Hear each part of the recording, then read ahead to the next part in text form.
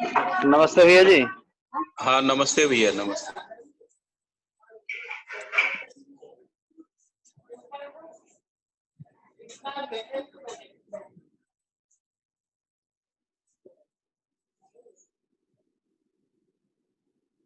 अभी योगेश भाई आएंगे थोड़ी देर बाद, घर पहुंच रहे होंगे शायद।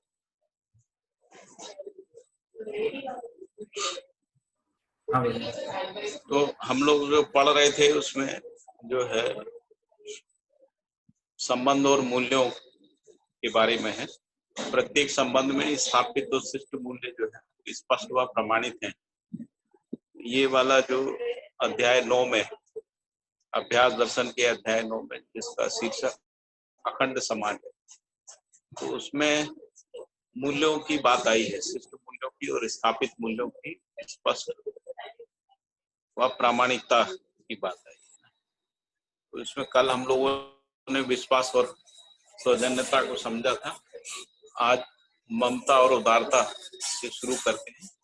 तो ममता के बारे में जो परिभाषाएं हैं उसमें है, एक परिभाषा है अपनत्व की पराकाष्ठा के साथ पोषण संरक्षण की क्रिया। तो जैसे हम लोग ऐसा बोलते हैं कि माँ में ममता होती है ना, तो माँ जो है अपने स्वयं के प्रतिरूप के रूप में अपने संतानों की स्वीकृति करती है। तो दूसरी ममता की परिभाषा है स्वयं के प्रतिरूप की स्वीकृति और हम उसकी निरंतरता। तो माता पिता दोनों में ममता रहती है, और भी जो संबंधी होते हैं उनमें भी ममता रहती है, लेकिन माँ में ममता प्रधान रहती है, पिता में वात्सल्य प्रधान रहता है। और जब हम परिवार में माँ और पिता की बात कर रहे हैं, तो माँ के पद पे जितने भी लोग हैं, जैसे ग्रैंड मदर है, मदर है, हमारी चाची काकी आदि हैं, वो सब भी माँ के रूप में ही रहती, माँ के संबंध में रहती। पिता के संबंध में हमारे पिता, चाचा, काका और ग्रैंडफादर आदि, वो सब पिता के रूप में रहते, पिता के संबंध में ही रहते। तो परिवार में जो माँ होती है वो सब स्वयं के प्रतिरूप की स्वीकृति और उसकी निरंतरता के रूप में उनमें ममता का भाव प्रकाशित रहता है। और इसके साथ जागृत मानव परंपरा में यदि देखेंगे तो अपनत्व की पराकाष्ठा के साथ पोषण संरक्षण होता है, क्योंकि जो हम संतान, जो भी परंपरा के अर्थ में ही संतान उत्पत्ति है ना, जागृत मानव परंपरा में, तो हम जो भी संतान को तैयार कर रहे हैं वो संतान अखंड समाज सार्वभौम व्यवस्था के अर्थ में है ना। तो जो भी संतानों का जन्म है वो अखंड समाज के अर्थ में है ना। तो उसका पोषण करना, पोषण का मतलब केवल खाना पीना खिलाना नहीं, भाषा का पोषण, संस्कार का पोषण, संस्कृति का पोषण, सभ्यता का पोषण, ये सब पोषण के अर्थ में लिखे। और उसके साथ शरीर का पोषण, और उसी तरीके से शिक्षा का पोषण है ना, जिसको हम लोग कह रहे हैं मूल्य पोषण भी होता है, शिष्ट मूल्यों का पोषण। तो अपनत्व की पराकाष्ठा के साथ पोषण करना, तो बच्चों को जो भी हम सिखाते हैं ना, भाषा सिखाते हैं, संस्कार सिखाते हैं है ना, संस्कृति में भागीदारी को सिखाते हैं, और जिम्मेदारियों का वहन करना भी सिखाते हैं जब थोड़े बड़े हो जाते हैं।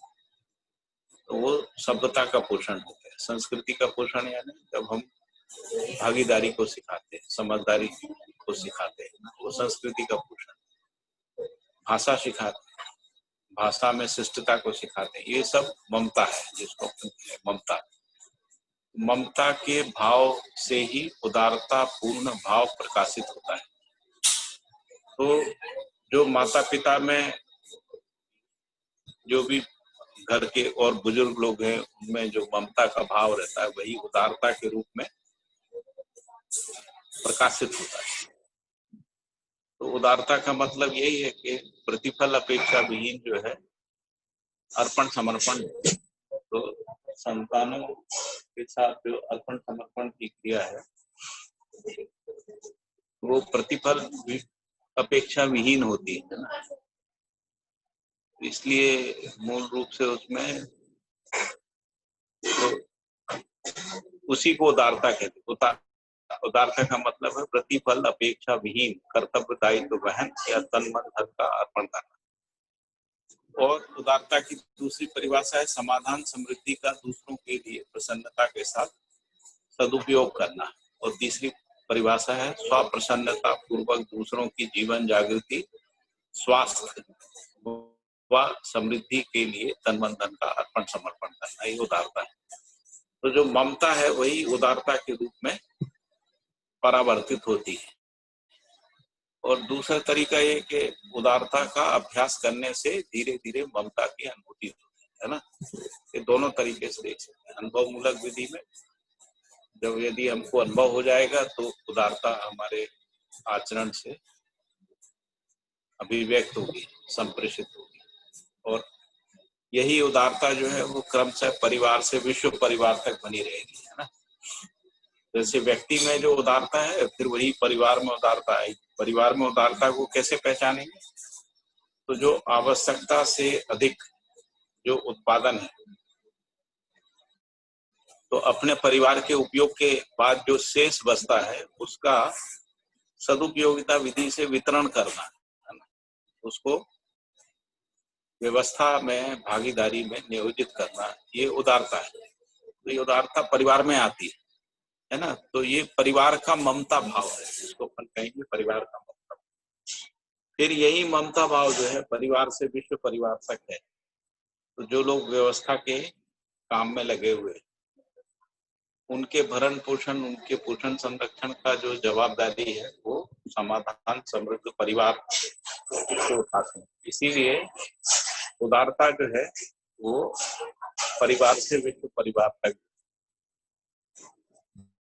संगठन का या अखंड समाज का आधार बनती है। ठीक है, ये स्पष्ट हो गया। इसमें कोई प्रश्न हो तो फिर प्रश्न करेंगे, तो फिर आगे दूसरे मूल्यों पे चले जाते। जो आपने बोला भी है कि माता में ही ममता का जो स्थापित मूल होता है, पिता में भी होता है, तो दोनों सभी में होता है। मैंने ये कहा कि ममता मूल्य सभी में होता है, माता में प्रधान रूप से होता है। और इसको जीव संसार में भी देखते हैं, जीव संसार में भी स्रोत के रूप में रहता है। किस रूप में भी है जीव संसार में? बीज रूप में, स्रोत रूप में। स्रोत रूप में, अच्छा। हाँ, क्योंकि सभी मूल्य जो है वो सह अस्तित्व का ही प्रकटन है। सारे मूल्य जो है वो सह अस्तित्व का प्रकटन है। सह अस्तित्व में ही मूल्यानुभूति होती है। यदि सह अस्तित्व नहीं हो तो कोई मूल्यानुभूति नहीं होती। सह अस्तित्व का मतलब जब हम किसी के साथ जीते हैं, सह अस्तित्व का मतलब अखंड समाज है, सह अस्तित्व का मतलब परिवार है। तो परिवार से विश्व परिवार तक जो सह अस्तित्व है उसी में मूल्यों का प्रकटन होता है, मूल्यों की संप्रेषणा होती है, मूल्यों के साथ जीना होता है। ठीक है, ये स्पष्ट हो रहा है, नहीं हो रहा है? जी भैया जी। और भैया, हाँ जी। दरअसल में तो वैसे भी माता या पिता तो क्रिया का नाम है ना है? वो माता या पिता, हाँ। वो तो कोई शरीर का नाम नहीं है। मतलब आकृति का स्त्री शरीर जो है वो माता है, ऐसा नहीं है। मतलब ममता क्रिया जो है, क्रिया का नाम माता है, वात्सल्य क्रिया का नाम पिता है। हाँ जी, वही दिनेश है, भाई ने जो ऐसे ही प्रश्न पूछा ना कि ये पुरुष में भी होता है, ऐसा कुछ शायद मैं समझा। दिनेश भाई जी भैया जी जी जी आपने कुछ ठीक इसी अर्थ में प्रश्न जी पूछा जी। ना। मैंने यही, मतलब हम जैसा सुनते आए हैं कि ममता एक प्रकार से माँ का ही हाँ जुड़ा रहता है नाम उससे, तो अपने कल्पना में पिता नहीं आती ममता में। हाँ जी, तो यहाँ जो है ना, ये माता मानिए एक ममता क्रिया का नाम मानिए, वो जी जी पुरुष के द्वारा भी जो है व्यक्त हो सकता है, स्त्री के द्वारा भी व्यक्त हो सकता है। जी जी। पिता भी एक क्रिया का नाम है, वात्सल्य क्रिया, अच्छा अच्छा अच्छा, है ना। जी भैया। वो जी शरीर के उसका नाम नहीं है कि ये है ना, स्त्री शरीर, पुरुष शरीर, स्त्री शरीर का नाम माता। मैं इसको ऐसे समझाऊं भैया। मैंने ऐसे ही समझाया है जो हाँ आपने भैया, कहा। जी जी बिल्कुल जी बिल्कुल जी बिल्कुल। जी भैया जी। भैया आप क्वेश्चन है। बताइए। हाँ, धीरता और वीरता परिवार में हाँ। के बीच में, परिवारों की परस्परता में। हम्म। मतलब कि धीरता वीरता कैसे सिर्फ परिवार में, और उदारता तो समझ में आता है कि वो परस्परता में होगा परिवारों। उदारता का मतलब है ना तन मन धन का अर्पण को कह रहे हैं, वो भी प्रतिफल अपेक्षा विहीन है। हाँ, जब कर्तव्य दायित्व का वहन होता है, तो जैसे मान लीजिए कि परिवार संबंधों की सीमा तक देखेंगे, तो परिवार संबंध की सीमा तक जो भी कर्तव्य दायित्व का वहन होता है, और उस कर्तव्य दायित्व की पूर्ति या निर्वाह के अर्थ में तन मन धन का नियोजन होता है, वहां से उदारता शुरू हो जाती है। हाँ, और फिर मैंने कहा कि जब ये उदारता परिवार में किस रूप में आएगी, तो जब परिवार आवश्यकता से अधिक, है ना, यानी समाधान समृद्धि को प्राप्त कर लेगा, तो ऐसा समाधान समृद्ध परिवार जो है अपने समाधान को दूसरों के लिए नियोजित करेगा, अपनी समृद्धि को दूसरों के लिए नियोजित करेगा, तो वो उदारता ही है।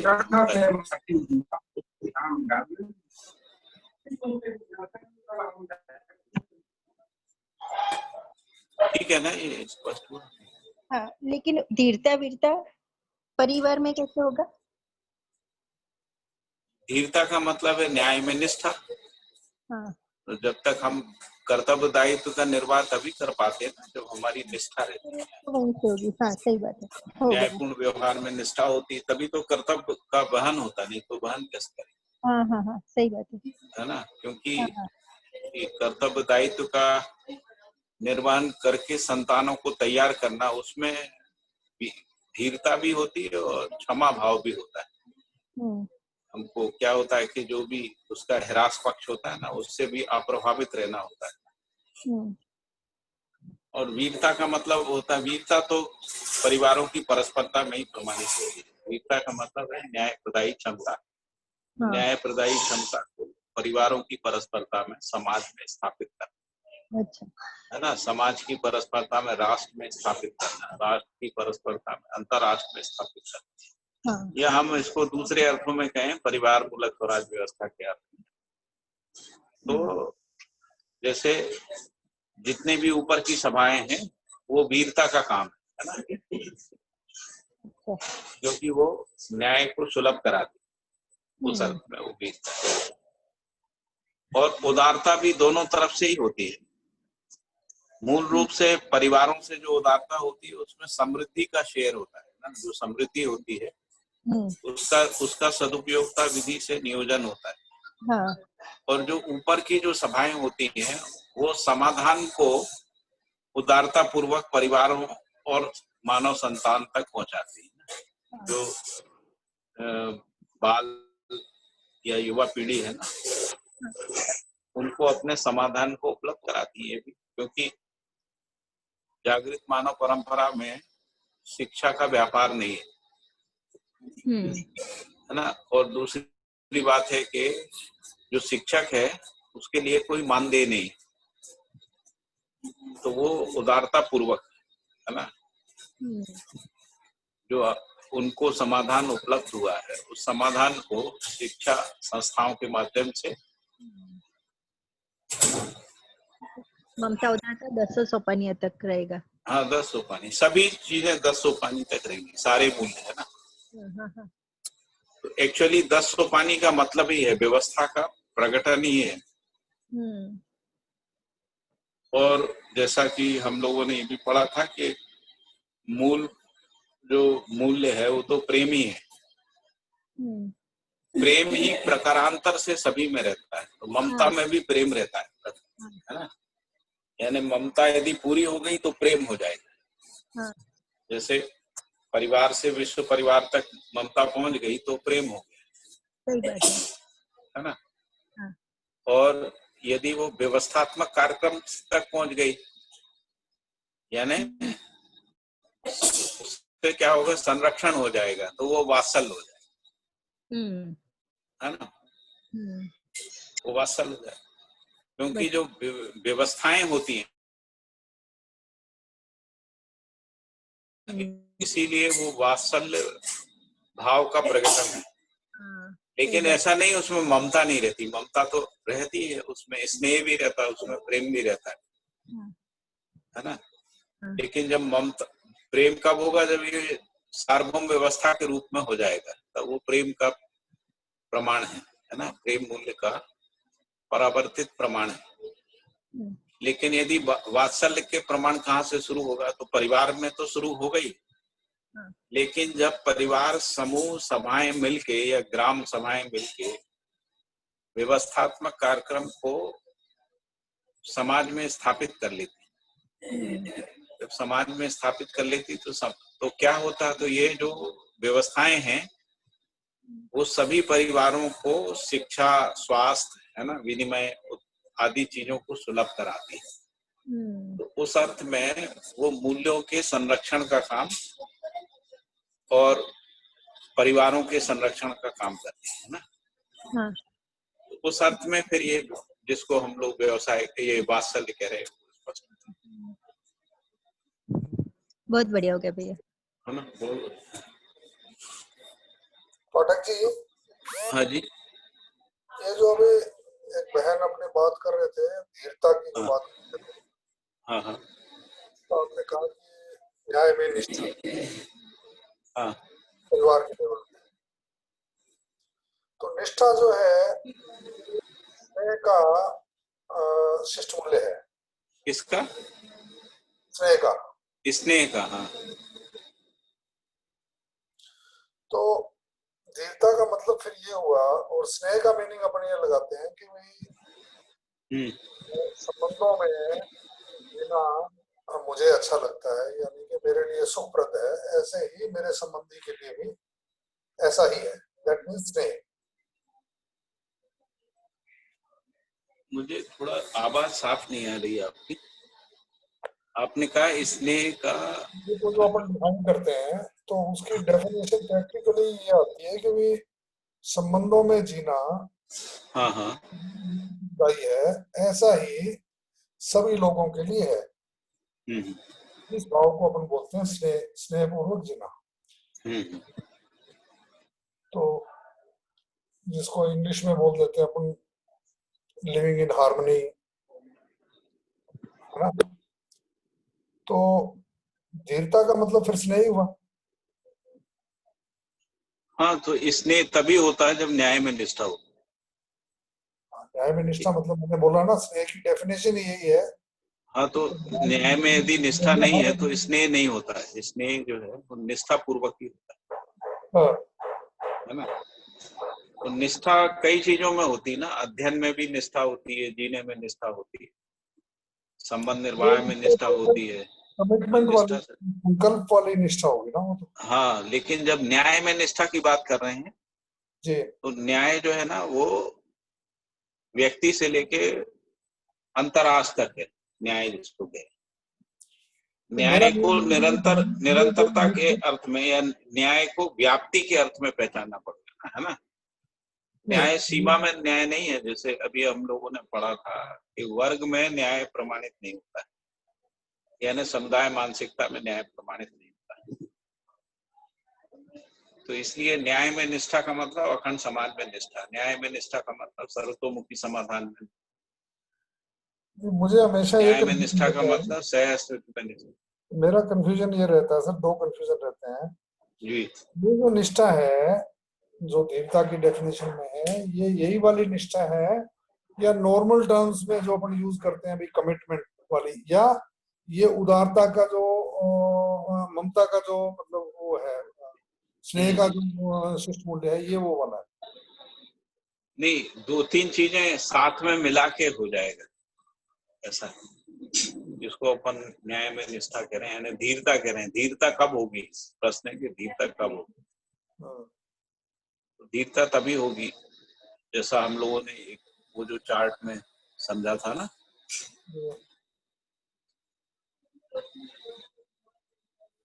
फिर दूसरा कंफ्यूजन ये खड़ा होता है, जो मानवीय स्वभाव है उसमें अपन बोलते हैं धीरता, वीरता, उदारता।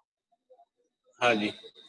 तो ये जो उदारता है, ये ममता का जो शिष्ट मूल्य उदारता है, वही उदारता है या किसी और टर्म में इसको यूज किया गया है? नहीं, एक उदारता जो है जिसको हम मानवीय मूल्यों में कह रहे हैं, और एक उदारता जो है जिसको हम लोग शिष्ट मूल्यों में, ममता की तो दोनों में अंतर है। लेकिन जब उदारता को हम लोग जो है मानव परंपरा में देखते हैं ना, परिवार से लेके विश्व परिवार तक देखते हैं ना, तब वो धीरता वीरता उदारता वाली उदारता है ना।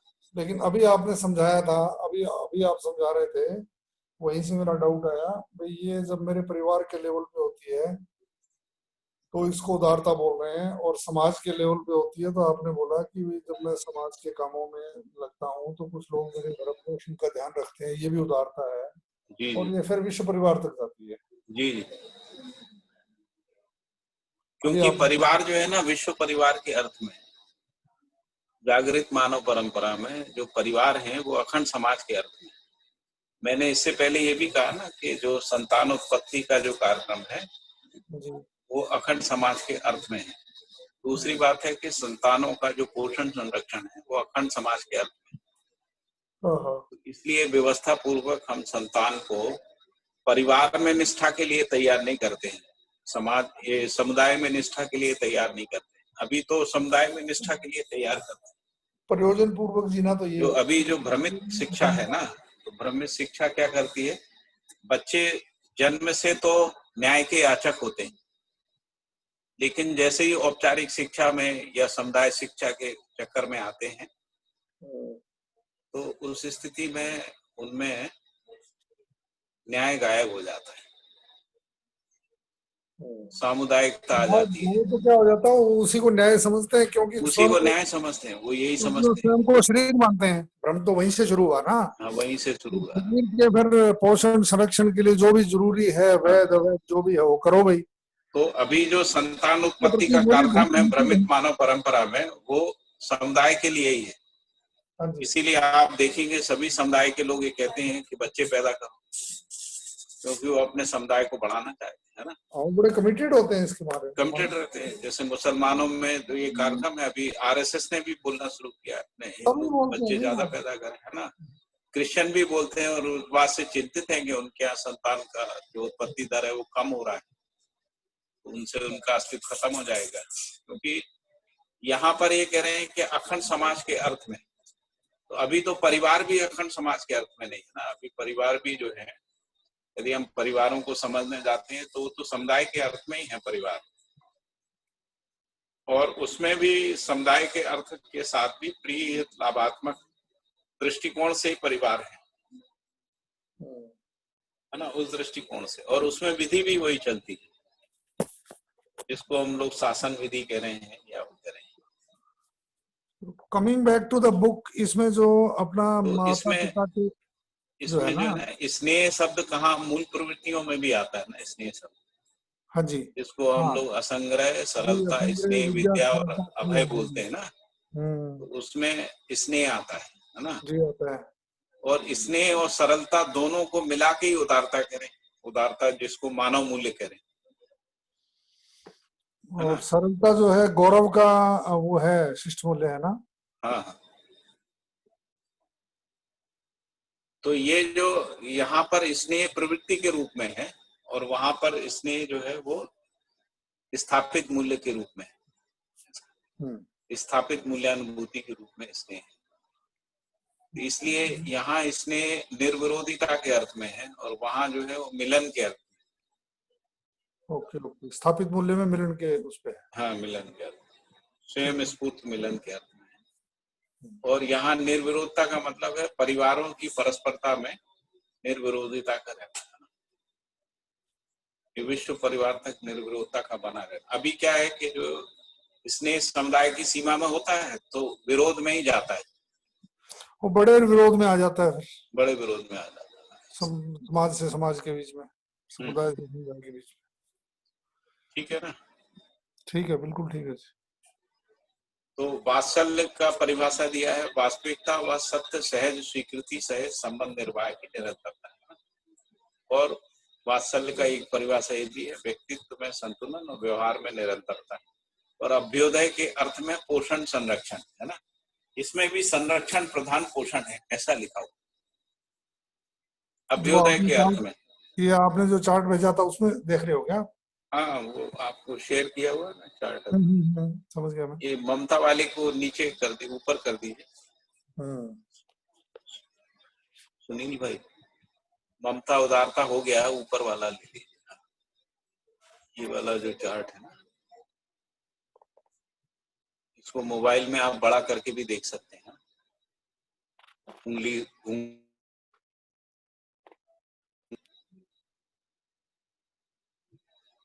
फिर इसमें लिखा है कि यथा स्थिति सहज वात्सल्य का एक परिभाषा भी है, यथा स्थिति सहज स्वयं में विश्वास, श्रेष्ठता का सम्मान, व्यक्तित्व प्रतिभा में संतुलन, व्यवहार में सामाजिक और उत्पादन में स्वावलंबन, ये भी वात्सल्य का प्रमाण है। क्योंकि हर माता पिता जो है ना, हर परिवार अपनी संतानों में ये 5 विभूतियों को स्थापित करना चाहता है जो वात्सल्य है। क्या 5 विभूति? स्वयं में विश्वास, श्रेष्ठता का सम्मान, प्रतिभा व्यक्तित्व में संतुलन, व्यवहार में सामाजिक और उत्पादन में स्वावलंबी। जब तक ये नहीं कर लेता है तब तक वात्सल्य पूरा नहीं हुआ है ना, प्रमाणित नहीं हुआ। नहीं, ये पूरा नहीं हुआ तो ममता कौन सी पूरी होगी फिर? नहीं होगी ना, इसलिए तो मैंने कहा कि ये सब आपस में, ये बेसिकली स्वायत्त मानव की वो है। बेसिकली तो मूल्य एक ही है जिसको हम लोग प्रेम कह रहे हैं ना। प्रेम या विश्वास बोलेंगे? विश्वास बोलिए या प्रेम बोलिए, एक ही है। विश्वास जो है वही प्रेम का आधार मूल्य है और विश्वास का पूरा हो जाना जो है वो पूर्ण मूल्य के रूप में प्रेम है। ये आपस में उलझे हुए हैं सब, है ना?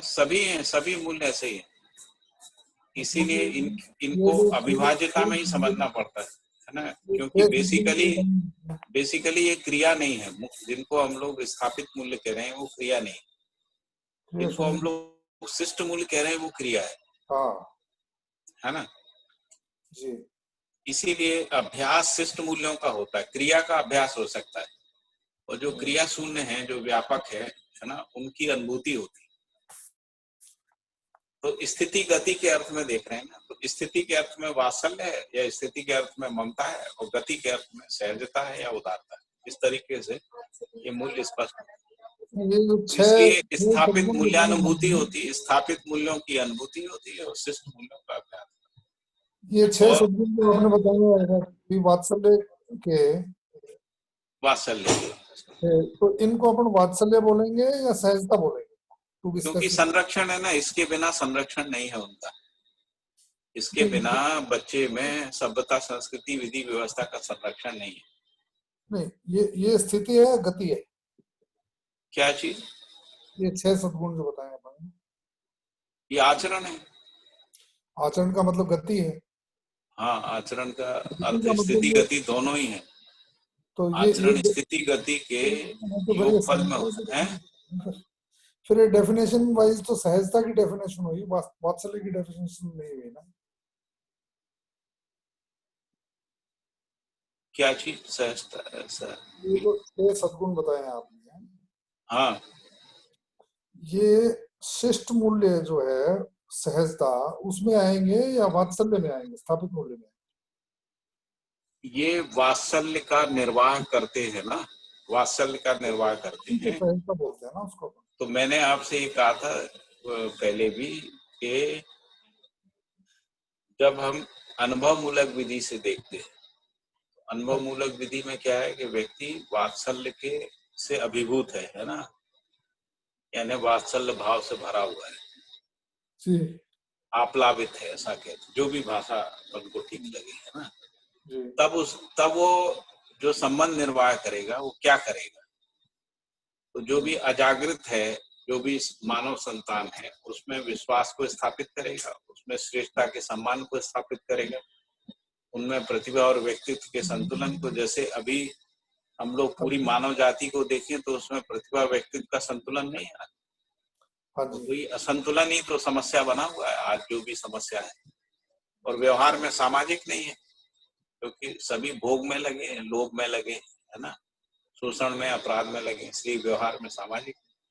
और उत्पादन में भी स्वावलंबी नहीं है, क्योंकि उत्पादन जो है वो कुछ लोगों तक केंद्रित हो गया है।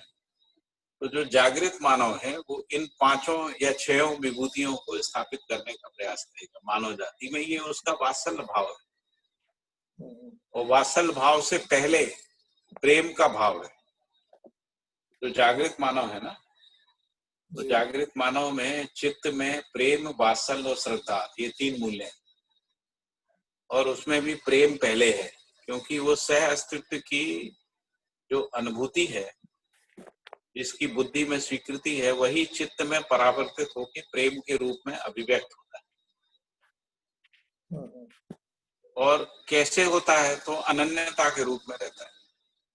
जब वो पूरी मानव जाति के साथ अनन्यता को पहचानता है, पूरी मानव जाति के साथ जो है वो एकत्व को पहचानता है, पूरी मानव जाति के साथ जो है एकात्मता के रूप में पहचानता है,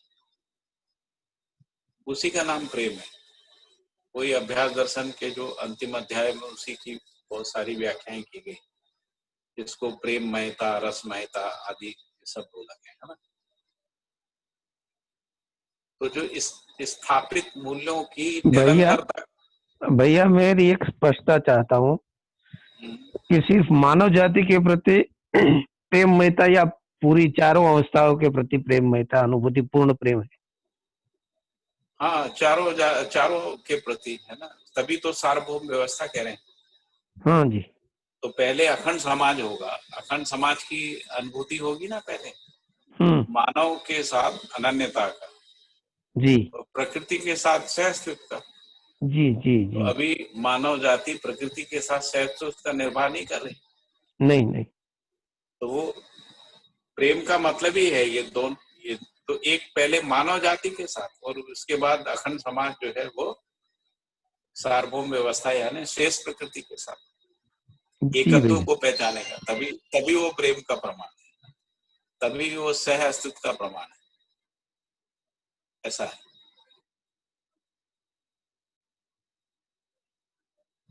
ठीक है। तो जैसा हम लोग बाबा जी के आचरण में देखते थे ना, बाबा जी ने जो भी दर्शन भाषा संविधान आदि लिखा, जो भी उन्होंने योजनाएं आदि दी हैं, उनका प्रयोजन क्या है? तो उनका प्रयोजन यही था, मानव संस्थान में स्वयं में विश्वास को स्थापित करना, श्रेष्ठता का सम्मान जो है उनमें स्थापित करना, उनके प्रतिभा व्यक्तित्व में संतुलन। जो अभी भाग रहे हैं, अभी जो जिनका प्रतिभा कुछ है और व्यक्तित्व कुछ है ना, उसमें दूरी बहुत है। और व्यवहार में सामाजिक बनाना, अभी हम व्यवहार में असामाजिक हैं,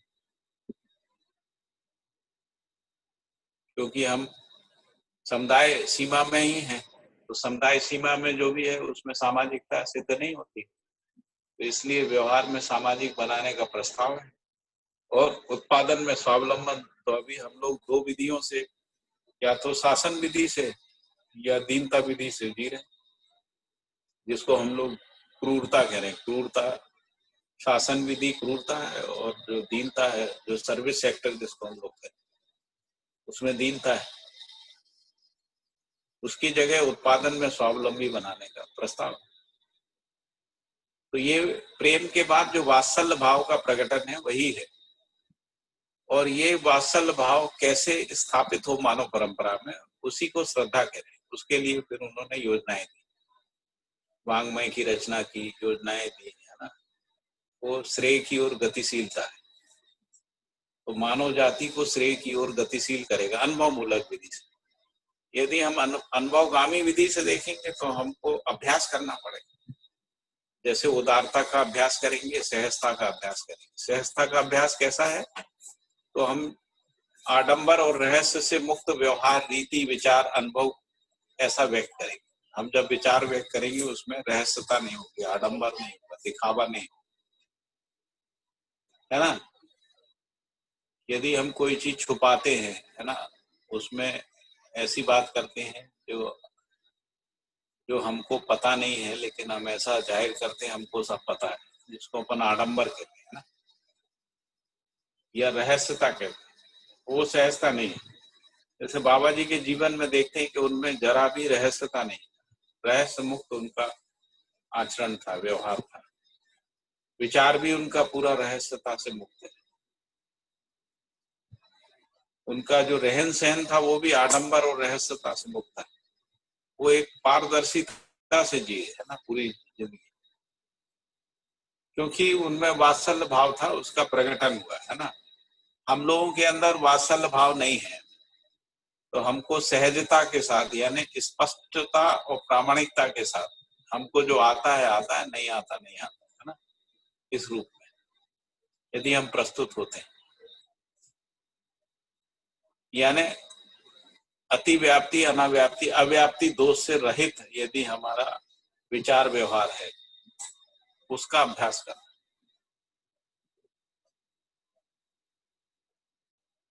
इसको अपन सहजता कहते हैं। मुझे ऐसा समझ में आता है, और कोई व्यक्ति इसमें कुछ जोड़ना चाहते हैं बताइए।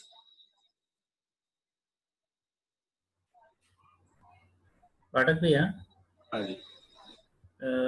ये आपने कहा प्रेम के बाद वात्सल्य है ऐसा? हाँ, अनुभव मूलक विधि में पहले सहस्तित्व में अनुभव है, उसकी स्वीकृति बुद्धि में, तो बुद्धि में बोध होता है, आत्मबोध, स्वबोध, अमृत बोध, है ना, वास्तविकता, यथार्थता, सत्यता बोध, है ना, ये सब बुद्धि में होता है। फिर बुद्धि जब परावर्तित होती है चित्त में, तो दर्शन क्रिया होती है ना। चित्त में दर्शन क्रिया है, तो उसमें अस्तित्व ज्ञान, जीवन ज्ञान, मानवीयता, पूर्ण आचरण ज्ञान वो स्पष्ट होता है। और इसके अलावा विज्ञान, विवेक, विज्ञान का प्रकटन भी होता है ना। ये जिनको दर्शन कह रहे हैं वस्तुतः वो ज्ञान, विवेक, विज्ञान ही है ना। और फिर साथ ही हमको ये भी पता लगता है कि कोई मध्यस्थ बल नाम की कोई चीज है ना, ये भी हमको चित्त में पता लगता है। उससे पहले आत्मा में, अनुभव मूलक विधि में आत्मा में पता लग जाता है, उसकी बुद्धि में स्वीकृति रहती है, लेकिन उसको क्रिया में पहचानने का काम जो है वो चित्त में होता है, जिसको दर्शन क्रिया कह रहे हैं। क्योंकि रूप और अरूप, ऐसे ही रूप और अरूप का रहता है, तो हमको रूप तो स्पष्ट ही रहते हैं, अरूप स्पष्ट नहीं होता है। उसी को हम लोग स्थितिवर्ता के रूप में अरूप को चित्त में यानी हर क्रिया में पहचानते हैं, जिसको अपन अरूप के रूप में स्थिति भी कह रहे हैं। ठीक है। और निरीक्षण और गुण एक क्रिया है ना चित्त में, तो गुण में सम विषम का तो पहचान रहता ही है। मानव जाति में तमाम सारा साहित्य लिखा है सम विषम के आधार पे। उसमें सम अतिरेक हो जाता है तो आदर्श हो जाता है, वो जीने में प्रमाणित नहीं होता है। उस रूप में हम लोगों ने बहुत सारे जो भगवान के अवतार हैं उनमें समातिरेक का कल्पना करके उनको आदर्श से स्थापित कर दिया है ना। वो आदर्श आचरण में आता है, आया नहीं हजारों साल से, प्रमाणित नहीं हुआ। तो इसलिए बाबा जी ने आचरण में आने के लायक जो चीज है उसको प्रमाणित कर दिया, जिसको अपन कह रहे हैं मध्यस्थ गुण को प्रमाणित किया, जिसमें सम और विषम का संतुलन हो गया। और इसीलिए जो समातिरेक भी जो है ना वो आदर्श में स्थापित करने के लिए जो है ना अतिरंजना की गई। अतिरंजना का मतलब है आप जितने भी भगवान, देवी देवता आदि सब देखेंगे ना, उनमें कोई चमत्कारी जो है उनका कार्य व्यवहार का वर्णन देखने को मिलता है। जैसे कृष्ण का कैरेक्टर है ना, यदि उसमें से चमत्कार को हटा दिया जाए उस स्थिति में कृष्ण डिफाइन नहीं होगा। जो कृष्ण का वर्णन है वो डिफाइन नहीं, सबका कुछ एक अलग है। अच्छा, वो जो चमत्कार है वो आचरण में आता नहीं, सबके आचरण में आता नहीं। जैसे विराट रूप जो है कृष्ण ही दिखा सकते हैं, अर्जुन नहीं दिखा सकता है। भले अर्जुन कितना भी समर्पण में कृष्ण के साथ पूरी तरह से समर्पित हो, देख सकता है, दिखा नहीं सकता है। फिर आचरण में तो आता ही नहीं है जो भी आदर्श है। इसीलिए तो आचरण में आने के लायक है ना वो चित्त पहचान पाता है, जिसको अपन विभव भी कह रहे हैं, विभव कह रहे हैं। जो मध्यस्थ गुण है, जो निरीक्षण गुण के रूप में है ना। तो क्रिया ऐसी है ना, श्रुति स्मृति, श्रुति स्मृति, मेधा, कला, कांति और रूप है ना। तो कांति रूप में, रूप का मतलब यहाँ पे रूप और अरूप क्रिया का स्पष्ट हो जाता है ना। रूप तो हमको स्पष्ट ही है, अरूप का पता नहीं था। तो अरूप जो है वो क्रिया में ही है, जिसको स्थितिवत्ता के रूप में कहते हैं, वो स्पष्ट हो गया। फिर निरीक्षण गुण है ना। फिर इसके बाद संतोष और श्री है, क्योंकि इतना हो गया यानी भाषा से अभिव्यक्त हो गया, उसमें ज्ञान विवेक विज्ञान का पहचान हो गया, जिसको मेधा बोल रहे हैं, और रूप अरूप के रूप में हमको कांति स्पष्ट हो गई है ना, जिसको जीवन प्रकाश कह रहे हैं। और उसके बाद निरीक्षण और गुण के रूप में हमको मध्यस्थ की पहचान हो गई हर क्रिया में। मध्यस्थ का पहचान किसमें हो गया? व्यवहार क्रिया में, व्यवसाय क्रिया में, विचार क्रिया में मध्यस्थ का पहचान। तो फिर अभाव का अभाव हो गया, जिसको हम लोग संतोष और श्री बोल रहे हैं ना, संतोष और श्री। संतोष श्री का मतलब अभाव के अभाव की निरंतरता हो गई है ना, समृद्धि की निरंतरता के रूप में श्री है। तो अभाव का अभाव यानी अज्ञान का नाश हो गया, अज्ञान नहीं है, और भय का नाश हो गया, अब भय नहीं है ना, उस स्थिति को कह रहे हैं संतोष और श्री। और इसके बाद फिर प्रेम, जब इतना सब कुछ अभिव्यक्त हो गया तो पूरी मानव जाति तक ये पहुंच सकता है, अभिव्यक्त हो सकता है, संप्रेषित हो सकता है, प्रमाणित हो सकता है। तो उस रूप में अनन्यता और उसके प्रमाण तक की दूरी को देख लिया है ना। जो प्रेम है उसकी व्याप्तता को मानव समाज और चारों अवस्थाओं की प्रकृति तक को देख पाना है ना। ये प्रेम का प्रकटन है जो चित्त में हुआ है ना, उस रूप में। और उसके कारण से फिर वात्सल्य भाव आया। तो वात्सल्य भाव का मतलब परिभाषा ऐसे ही लिखा है संचेतनावादी मनोविज्ञान में, अजागृत को जागृत करना, अजागृत के जागृत में सहायक होना, उस क्रिया को भी वात्सल्य कह रहे हैं, ऐसा लिखा है। तो अजागृत को जागृत करने का मतलब क्या है? तो यही है, ये जो 6 विभूतियों को स्थापित करना, ये वात्सल्य का संचेतनावादी मनोविज्ञान में ही लिखा हुआ है कि वात्सल्य का मतलब ये 6 विभूतियों को मानव परंपरा में स्थापित करना।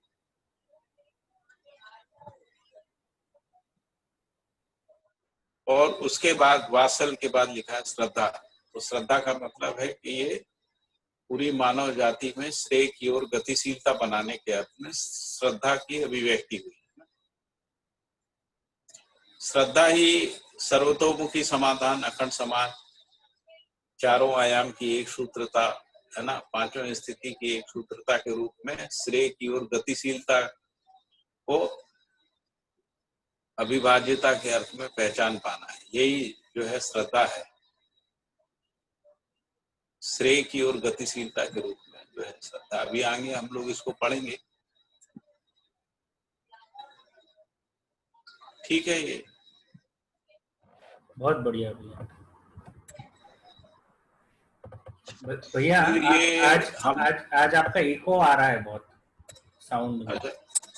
इको फिर से करता हूँ, ठीक है, क्या आ रहा है?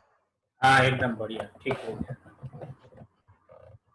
तो अभी स्लाइड चेंज कर दीजिए। ये जो प्रेम और अनन्यता और श्रद्धा और पूज्यता वाली ले लें, या इससे पहले हम लोग ये सम्मान और सौहार्द वाली लेते हैं ना, स्नेह और निष्ठा, सम्मान और सौहार्द। भैया हाँ, ये एक श्रुति और स्मृति, मेघा और कला, इसको एक बार थोड़ा सा फिर दोबारा एक बार बताएंगे। श्रुति का मतलब है जो सच्चाई है उसका भाषाकरण करना, तो श्रुति है। और स्मृति का मतलब है जो भाषाकरण है मानव परंपरा में, वो हमारे स्मरण में रहना, उसको स्मृति कहते हैं। तो बारंबार अभ्यास पूर्वक स्मृति है, ऐसा लिखा हुआ है।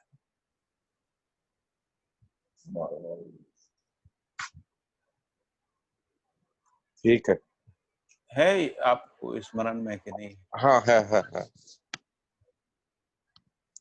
और मेघा का? है? मेघा और कला का कैसे? वो भी सच्चाइयों से? मेधा का मतलब होता है कि विवेक और विज्ञान को पहचानना, यानी क्रिया में जो विज्ञान पक्ष है और विवेक पक्ष है उसको पहचानना। ठीक है। मतलब ये सीरियल से ही है, मतलब कि श्रुति, मेघा, कांति, निरीक्षण वगैरह, ये मतलब कि फिर उसके बाद वात्सल्य आएगा। ये क्या पूछा आपने? मैं सुन नहीं पाया। मैं कह रहा हूँ कि जैसे जैसे ये मतलब कि हमें सच्चाइयों का मालूम मतलब कि ऐसा अनुभूति होने लगती है, उसी के साथ साथ ही फिर ये चित्त के अंदर में जो ये क्रियाएं जो है एक्टिव होने लगती हैं। हाँ, चित्त के अंदर क्रियाएं एक्टिव होने लगती है, ऐसा कह रहे हैं। मतलब चित्त समृद्ध हो जाता है, चित्त में दर्शन क्षमता आ जाती है, चित्त बुद्धि को पहचानने लगता है। उससे पहले तक चित्त बुद्धि को पहचानता नहीं है ना, तो चित्त में अभिमान रहता है ना। जैसे ही चित्त जो है बुद्धि को पहचान लेता है तो अभिमान से मुक्त हो जाता है। बुद्धि आत्मा को पहचान लेती है तो अहंकार से मुक्त हो जाती है। ठीक है, ठीक है। तो ये बहुत जो सह अस्तित्व ज्ञान है, जो बुद्धि में आया ना, बुद्धि में आया, ठीक और है। फिर वो चित्त में परावर्तित हुआ। तो उसी को कह रहे हैं कि जो यथार्थ ज्ञान है ना, उसका भाषाकरण श्रुति है। श्रुति का परिभाषा दिया है ना, यथार्थ जानकारी का भाषाकरण। दूसरे सरल शब्दों में कहा, सच्चाइयों का भाषाकरण। और स्मृति का परिभाषा बारंबार आवश्यकता पूर्वक, भाषा पूर्वक जानकारी का प्रस्तुतिकरण, ऐसा। जाने हुए की आवश्यकता अनुसार अभिव्यक्ति हो पाना, उसी का नाम स्मृति है। बहुत बढ़िया। यदि हम कोई चीज को जानते हैं, उसको आवश्यकता अनुसार यदि हम अभिव्यक्त कर पाते हैं तो वो स्मृति है, यदि नहीं कर पाते तो स्मृति नहीं है। तो स्मृति भी तभी होती है जब हम भाषाकरण हो गया है। भाषाकरण हो गया है यानी अनुभव मूलक विधि से भाषाकरण हो गया, जो बाबा जी ने भाषा के रूप में दर्शन भाषा संविधान लिख दिया है ना, परिभाषाएं लिख दी। जी। और हम लोगों के अंदर अर्थवत्ता स्थापित हो गई, उस रूप में श्रुति है। श्रुति का मतलब जब हम श्रुति के साथ तदाकार हो गए, यानी जो भाषा की अर्थवत्ता है उसके साथ तदाकार हो जाना, श्रुति सम्मत ज्ञान है। ठीक है ना। और यदि हम, है ना, यदि हम उसको अभिव्यक्त कर पाते तो स्मृति है। बहुत बढ़िया, बहुत बढ़िया। अच्छा, ठीक। और ये जो श्रुति है उसका जो मूल रूप है, यदि हम उसके मूल को खोजने जाएंगे तो वो सह अस्तित्व में जो गति लय तरंग है, उस रूप में श्रुतियां रहती। तो संपूर्ण श्रुतियां व्यवस्था के अर्थ में उद्गमित हैं। तो जो श्रुति जो है वो लय गति तरंग के रूप में है। यही परमाणु में ध्वनि और वस्तु के रूप में है, प्राण कोशाओं में ध्वनि व आकार संकेतों के रूप में, जीवावस्था में ध्वनि शब्द और नाद के रूप में, ध्वनि नाद और शब्द के रूप में, मानव में ध्वनि नाद शब्द और भाषा के रूप में। इस रूप में श्रुतियों का प्रकटन है। और ये सारी श्रुतियां यानी पूरी भाषाएं मानव जाति में श्रुति सहज प्रकटन है, पूरी मानव जाति। एक व्यक्ति में नहीं कह रहा हूँ, क्योंकि अस्तित्व सहज जो श्रुतियां हैं वही मानव जाति में भाषा के रूप में अभिव्यक्त होती है। यदि वो अभिव्यक्त हो पाती है तो वो श्रुति सम्मत है, अभिव्यक्त नहीं होती है तो भ्रमित है, यानी श्रुति सम्मत नहीं है। बिल्कुल ठीक है। ठीक है, ऐसा श्रुति और स्मृति का मतलब। बहुत बढ़िया, बहुत बढ़िया। हाँ। और जिसको अपन अभी कौन सा पढ़ रहे थे, ये सम्मान वाले को देख लेते हैं। सम्मान को देखना है या श्रद्धा को देखना? पहले श्रद्धा को देखना। श्रद्धा को देख लो पहले। हाँ, श्रद्धा। ठीक है, तो श्रद्धा वाला खोल लीजिए चार्ट।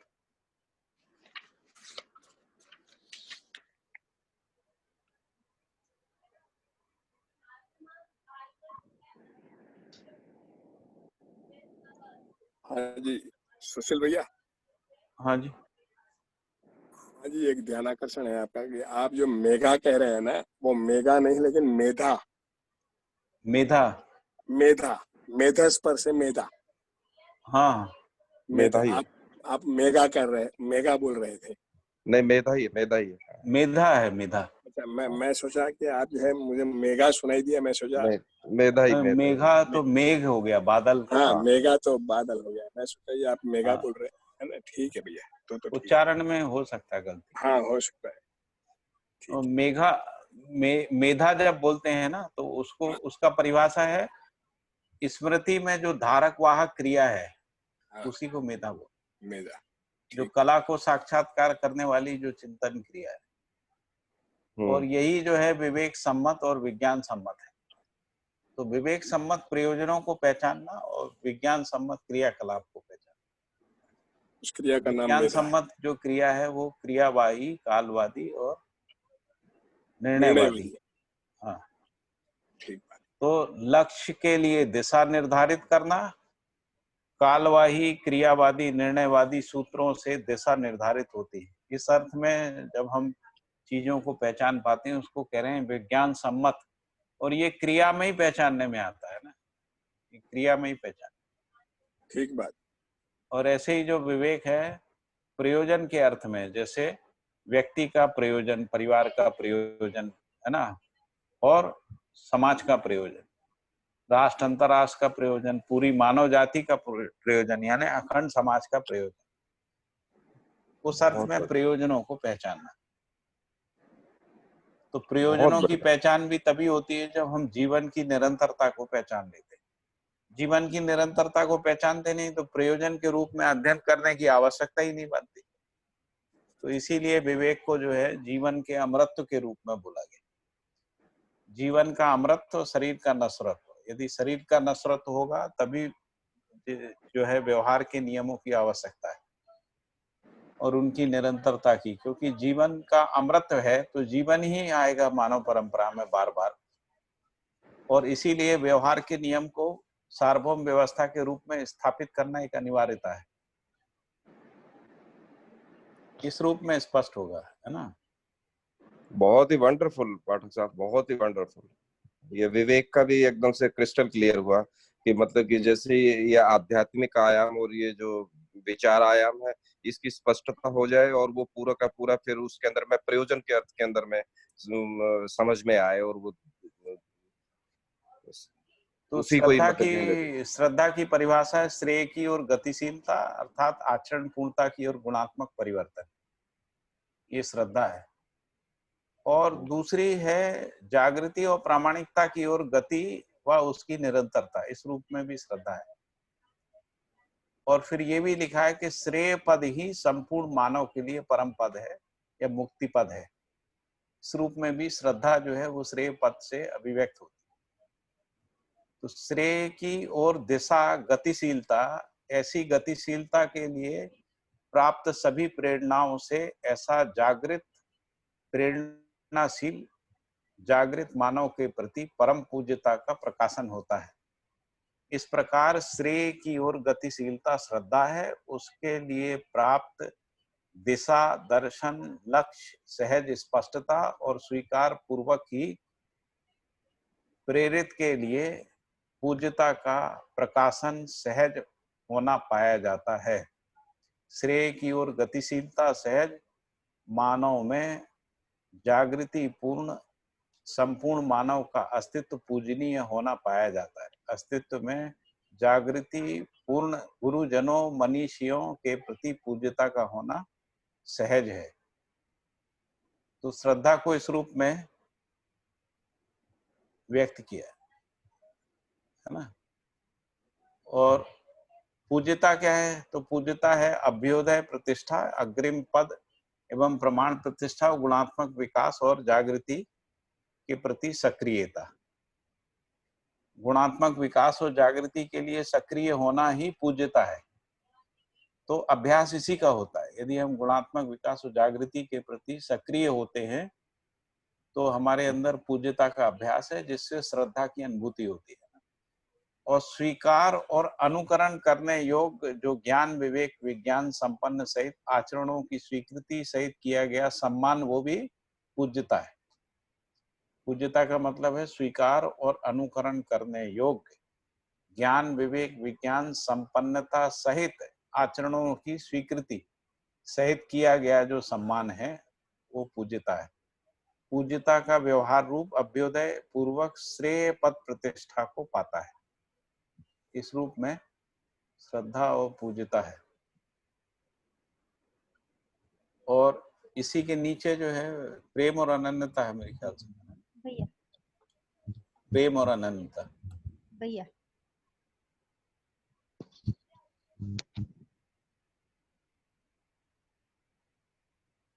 भैया हाँ,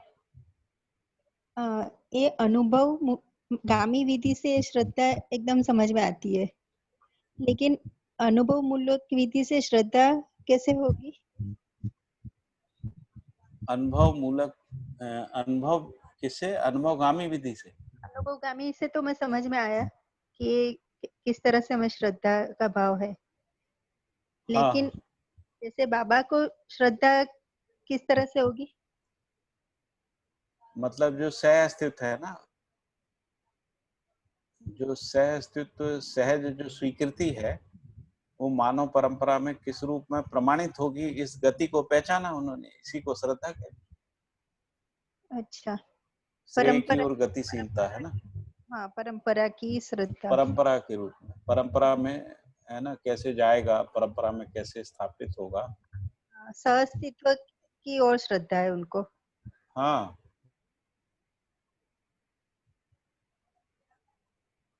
इसीलिए तो वो जो परिभाषा है ना वहां पर ऐसी दी हुई है ना, जागृति और प्रामाणिकता की ओर गति। जागृति का मतलब क्या है? जो सह अस्तित्व है उसका प्रमाण, उसी को जागृति कह रहे हैं ना। हाँ, अनुभव का प्रमाण जागृति। हाँ, तो जागृति और प्रामाणिकता की ओर जो गति है वो श्रद्धा है, उसको श्रद्धा कहते हैं, हाँ, अनुभव मूलक विधि से। हाँ, ठीक है भैया। और हाँ,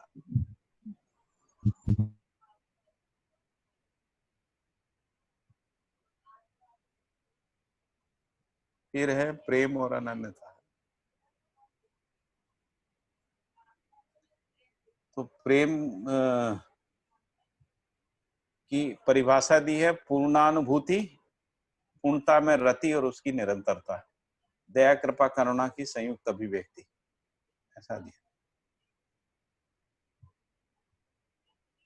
और अनन्यता की परिभाषा है, अनन्यता ही प्रधान शिष्टता है जो प्रेम को अभिव्यंजित करने में समर्थ है। और दूसरे तरीके से लिखा है कि मनुष्य की परस्परता व नैसर्गिकता में पूरक क्रियाकलाप, वो भी अनन्यता है। इसको हम लोग कह रहे हैं ना कि जो वाहन क्षमता है, यानी जिम्मेदारी को निर्वाह करना, कर्तव्य दायित्व को निर्वाह करना, वो भी अनन्यता है। अनन्यता पूर्वक ही तो निर्वाह क्रिया है, और उसी को परस्परता व नैसर्गिकता में पूरकता क्रियाकलाप के रूप में प्रमाणित व समाधान में निरंतरता के रूप में अनन्यता को पहचान। अनन्यता ही प्रधान शिष्टता है जो प्रेम को अभिव्यंजित करने में समर्थ है, और अविकसित के विकास में सहायक क्रिया भी अनन्यता है। जागृति पूर्वक पहचान के रूप में भी अनन्यता है। प्रेम ही जीवन में पूर्ण मूल्य है, इसकी जो स्वीकृति है वो भी अनन्यता। प्रेम ही जीवन में पूर्ण मूल्य है, अनन्यता ही प्रधान शिष्टता है जो प्रेम को अभिव्यंजित करने में समर्थ है। प्रेममयता ही विवेक संपन्न एवं अभयता का अनुभव है। यह संबोधन क्रम से स्थापित संबंधों को ज्ञान कराता है। प्रत्येक संबंध में स्थापित मूल्य प्रसिद्ध है। प्रत्येक संबंध की चरितार्थता केवल वर्तमान में विश्वास एवं संपूर्ण संबंधों की पहचान मूल्यों का निर्वाह ही है, जो जीवन का लक्ष्य और कार्यक्रम है। प्रत्येक चैतन्य इकाई जीवन पद में है। जीवन जागृति पूर्वक प्रेम और अनन्यता की दया कृपा करुणा के संयुक्त रूप में प्रमाणित करता है। जीवन जागृति पूर्वक प्रेम और अनन्यता की को दया कृपा करुणा के संयुक्त रूप में प्रमाणित करता है। इस रूप में प्रेम और अनन्यता की क्रिया है।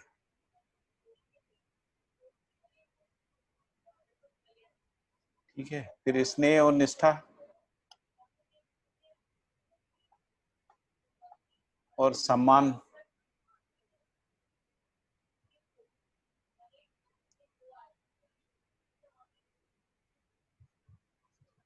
तो सम्मान के बारे में लिखा है, व्यक्तित्व एवं प्रतिभा की स्वीकृति एवं संतुलन सहित प्रकाशन, सामंजस्य और संगीत सहित उभय तृप्ति, व्यक्तित्व प्रतिभा की श्रेष्ठता की स्वीकृति, इस रूप में सम्मान है।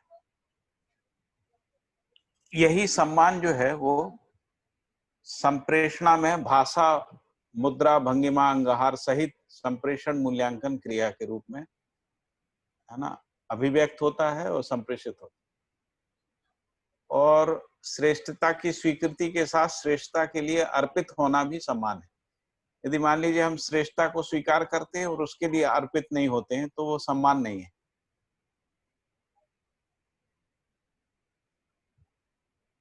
स्वीकृति व प्रमाण सहित अवधारणा, श्रुति और स्मृति को यथावत प्रस्तुत करना भी सम्मान है। यदि हम मान लीजिए जो भी श्रुति, स्मृति, अवधारणाएं, दर्शन आदि है, उसमें हम कुछ मिलावट करते हैं ना, उसका अवमूल्यन करते हैं, उसका अतिमूल्यन करते हैं, वो भी सम्मान नहीं है। ना उन वाङ्मयों का सम्मान है, ना उस दर्शनकार का सम्मान है। तो इसलिए यहाँ पर सम्मान की एक परिभाषा दी, स्वीकृति व प्रमाण सहित अवधारणा, श्रुति और स्मृति को यथावत प्रस्तुत करना और स्पष्टता से मूल्यांकन करना।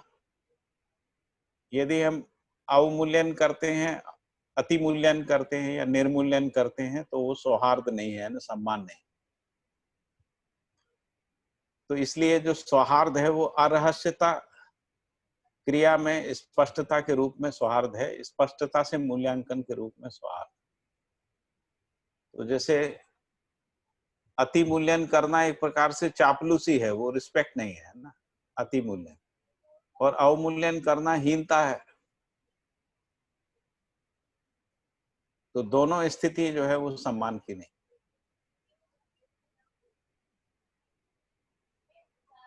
ठीक है, इसमें कुछ प्रश्न हो तो बताइए।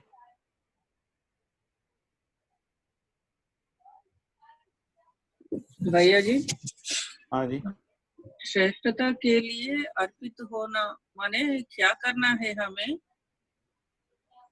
क्या चीज में सुनाई नहीं दिया मुझे। श्रेष्ठता के लिए अर्पित हाँ। होना, अर्पित होना माने क्या मतलब करना है हमें? हमने यदि किसी ज्ञान को, विज्ञान को, विवेक को पहचाना है तो वो ज्ञान, विवेक, विज्ञान हमारे अंदर आ जाए, है ना, उसी को अर्पित होना कहते हैं। प्रैक्टिस करके हम में भी वो वैल्यूज आना है। हाँ, यदि वो वैल्यू हमारे अंदर नहीं आ रही है तो फिर क्या मतलब है सम्मान का? या हम उसके लिए प्रयास ही नहीं कर रहे हैं कि वो हमारे जीवन में अवतरित हो जाए, ऐसा नहीं कर रहे हैं। ओके भैया, है ना? समझ में आया ना? हाँ जी भैया। हाँ जी। वो सम्मान आपने समझाया था ना कि समान होना, वो भी समझाइए ना उस शब्द को। हाँ इसमें भैया, हाँ जी, ये जो सम्मान जैसे है तो ये हमारे मन में होने वाली क्रिया हुई ना? सम्मान मन में होने वाली क्रिया। तो इसका मतलब कि अगर कनेक्ट, मतलब सम्मान की अभिव्यक्ति मन में होती है ना, सम्मान मन में। अच्छा, अनुभूति, सम्मान की अनुभूति तो सब बुद्धि में ही होती है। ठीक है, अनुभव आयाम में ही अनुभूति होती है, सभी स्थापित मूल्यों की अनुभूति जो है इसकी अभिव्यक्ति मन में होती है। तीन मूल्यों की अभिव्यक्ति जो है वो मन में होती है, और तीन मूल्यों की वृत्ति में और तीन मूल्यों की चित्त में। अभी चित्त वाली तो हम लोग डिस्कस कर लिए। हाँ, वो तो कर ही ली, है ना? तो ममता, सम्मान और स्नेह जो है ये अभिव्यक्ति इसकी मन में ही होगी। हाँ ठीक है।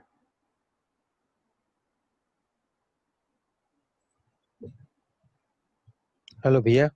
हाँ जी भैया, जो अपन अध्ययनगामी अनुभवगामी विधि से जो भी अपन प्रयास कर रहे हैं, ये जो शिष्ट मूल्यों का जो अभ्यास करते हुए स्थापित मूल्यों को अनुभव करने का, तो एक प्रश्न ये है कि स्थिति गति के रूप में देखा जाए तो बिना स्थिति हुए गति कैसे होगी? मतलब स्थिति मतलब भाव तो है नहीं अभी, या है तो परंपरा के परिभाषा के हिसाब से सम्मान, या जो भी परंपरा के हिसाब से, तो वो तो अपन उसको मान नहीं रहे सही। अभी जो अगर सही परिभाषा के रूप में सम्मान को स्थापित मूल्य एक स्थिति के रूप में देखते हैं, तो उसके बिना मैं गति कैसे पाऊंगा, या गति से मैं स्थिति में कैसे आ सकता हूँ? इस चीज को मैं समझना चाह रहा हूँ। तो कि उसके लिए जैसे ये कि बोला है ना कि जो अनुभव है, अनुभव का अनुसरण करना। नहीं, अनुभव के रूप अनुसरण में जो भी करने के जानकारी लिए, है अब, हैं? जी जी जी, ये वो अध्ययन अध्ययन ही हो गया बेसिकली। अनुसरण अनुसरण करना मतलब हाँ, अध्ययन करना। तो अध्ययन करने में हमको स्पष्टता होती है, अर्थ की स्पष्टता होती है ना। हम्म, आपने कहा कि अभी हमारे अंदर अर्थ है ही नहीं, अर्थ है तो वो परंपरा का अर्थ है ना। उस अर्थ को समझने जी। जाते हैं, वस्तु मिलती नहीं, ऐसा है ना। हम्म हम्म हम्म हम्म क्योंकि जैसे भक्ति में प्रेम प्रेम का बहुत वर्णन है, और जिस तरीके का वर्णन है वैसा खोजने जाओ तो आचरण में मिलता नहीं है। वहां पर जी वो रहस्यमय हो जाता है, प्रेम जो है मिस्टीरियस चीज हो जाती है। जी जी और जी मिस्टीरियस हो जाने के कारण से वो उसमें मतभेद आ जाते हैं। जितने जी विद्वान हैं उतने प्रकार का प्रेम की व्याख्याएं हैं, परिभाषाएं हैं। जी।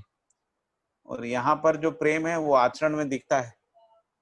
तो जो अनुभव हम्म मूलक है ना, अनुभव मूलक जो दर्शन का प्रकटन है या सूचनाओं का प्रकटन है, उनका अनुसरण करना होता है। और अनुसरण करने की विधि क्या है? शब्द से अर्थ, अर्थ से परिभाषा, परिभाषा से अवधारणा। हम्म अवधारणा में दर्शन का स्पष्ट होना। हम्म दर्शन पूर्वक जीने का प्रयास करने से अनुभूति का होना, ऐसा ये सीक्वेंस है। उसी को भास आभास प्रतीति भी बोलते हैं। भास आभास प्रतीति अनुभूति। तो मतलब पहले अध्ययन जब शब्द शब्द से अर्थ को पकड़ते हैं तो भास होता है। हाँ, ये बात तो सही कह रहे हैं बाबा जी, हम्म है ना। फिर जब हम्म परिभाषा के साथ देखते हैं तो आभास हो जाता है। हाँ, ऐसा हम्म ही लगता है, आभास हो हम्म गया। हम्म और एक स्थिति में प्रतीति हो जाती है। जब हम, हम्म प्रतीति का मतलब है कि जब हम निरपेक्षता में पहचान लेते हैं, पहले सापेक्षता में पहचानते हैं। हम्म जो भी शब्द के अर्थ हैं वो सापेक्षता में पहचानते हैं। जैसे सही को गलती से, गलती की सापेक्षता, न्याय को अन्याय की सापेक्षता, है ना। हम्म इसके बाद निरपेक्षता में पहचानते हैं। जब हम सही को पहचानते हैं, न्याय धर्म सत्य को पहचानते हैं, तो वो दर्शन के विवेचना पूर्वक है, यानी जो अनुसरण पूर्वक जब मनन पूरा हो जाता है वो प्रतीति हो गई। प्रतीति होती तो अनुभूति होती है, ऐसा। तो जो जो वस्तु पकड़ने की बात हो रही है वो प्रतीति, मतलब प्रतीति हो गया मतलब वस्तु पकड़ में आ गई। वस्तु पकड़ में आ गई। जी जी जी। वस्तु पकड़ में आ गई, वस्तु का प्रयोजन पकड़ में आ गया, वस्तु की व्याप्ति पता हो गई, वस्तु का दिशा पता हो हम्म, गया, है ना। जी और वो जी। पहचानने में कहाँ पर आता है? क्रिया में ही आता हम्म, है ना। और जो अर्थ होता है वो स्थिति में रहता है। जी पहचान करने की जो जगह है वो क्रिया है, और क्रिया में जो अर्थ है वो स्थिति में है। तो इसीलिए स्थिति का ही चिंतन होता है, स्थिति की ही अनुभूति होती है। ठीक है ना। जी जी क्रिया की अनुभूति नहीं होती, स्थिति की अनुभूति। इसीलिए अनुभूति शब्द जो है वो स्थिति के अर्थ में है। अनुभव भी अर्थ स्थिति के अर्थ में है। हम्म, जी ठीक है। जी जी भैया। तो सम्मान, वैसे सम्मान का हो गया। भैया, परंपरा में जितने भी शब्द है ना, उसके अर्थ को कभी हम पकड़ नहीं पाए। वो कहना हाँ क्या चाहते तक नहीं पहुंच पाए, यहाँ पर अर्थ तक पहुंच पाते हैं। हाँ, परंपरा में जो जितने भी बड़े बड़े जो साहित्य रचना करने वाले रचनाकार हैं, साहित्यकार हैं या शास्त्रकार लोग हैं, उन्हीं में अर्थ को लेके बहुत सारा मतभेद है। और मतभेद होने का मूल कारण ये है कि अर्थ दिख ही नहीं रहा है, अर्थ पहचानने में नहीं आता। यही तो मूल समस्या है ना। इसीलिए जो आपने कहा ना कि अर्थ पकड़ में नहीं आया, यहाँ पर अर्थ पकड़ में आता है, ये अंतर है। हाँ भैया।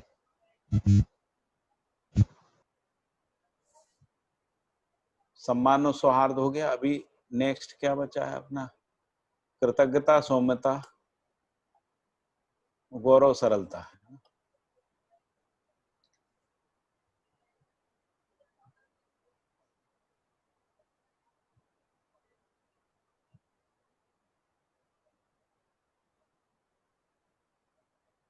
तो कृतज्ञता कहाँ है? वृत्ति में है ना, वृत्ति की।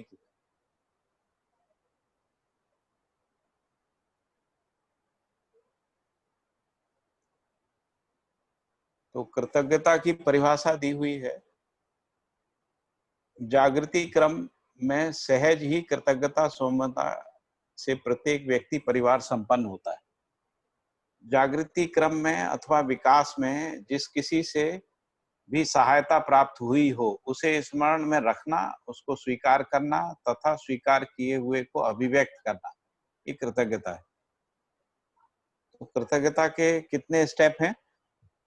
पहला स्टेप है कि जिस किसी से भी सहायता प्राप्त हुई है उसको स्मरण में रखना। दूसरा, स्वीकार करना। तीसरा, जो स्वीकार किया है उसको अभिव्यक्त करना। फिर एक परिभाषा दी है कि मानवता यानी पूर्ण मानव परंपरा में से के लिए सार्थक रूप देने के क्रम में जो कुछ सहायता मिली उसका स्वीकार करना, ये भी कृतज्ञता।